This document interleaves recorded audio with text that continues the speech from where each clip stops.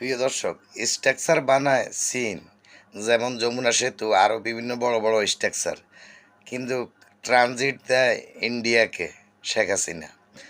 এবং আপনারা দেখেছেন, মনে করেন শেখ হাসিনাকে অনেক টাকা লোন দিবে চীন, কিন্তু নিয়ে মনে করেন লোন দেয় নাই, এবং শেখ হাসিনা একদিন আগে ফেরত চলে আসছে ইন্ডিয়ার সাথে মাখামাখি। আমার মনে হচ্ছে এগুলা চীন সহ্য করতে পারে নাই।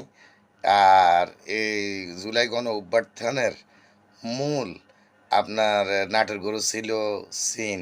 শেখ হাসিনাকে উৎখাত করার ব্যাপারে আমেরিকা নয়।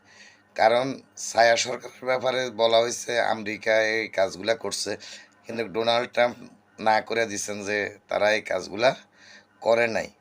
কিন্তু এখন দেখা যাচ্ছে আসলেই হয়তো আমেরিকা করে না, এটা চীনে করছে। কারণ আপনার মনে করেন এই জুলাই অভ্যুত্থানের পরে চীনের সাথে আপনার মনে করেন যেভাবে মাখামাখি বাংলাদেশের এখন, এবং বিভিন্ন রাজনৈতিক দল বিশেষ করে বিএনপি এবং ছাত্ররা সমন্বয়করা যেভাবে চীন সফর একাধিকবার করতেছেন রাজনীতিভাবে, এতে মনে হচ্ছে এই নাটের গুরু চীনে ছিল।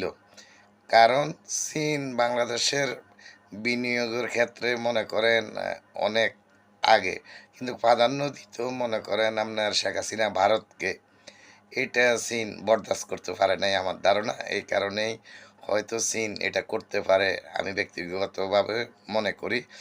আপনারা কি মনে করেন কমেন্টের মাধ্যমে জানাবেন। আমার মনে হচ্ছে মূল নাটের গুরু চীনেই। ধন্যবাদ সকলকে।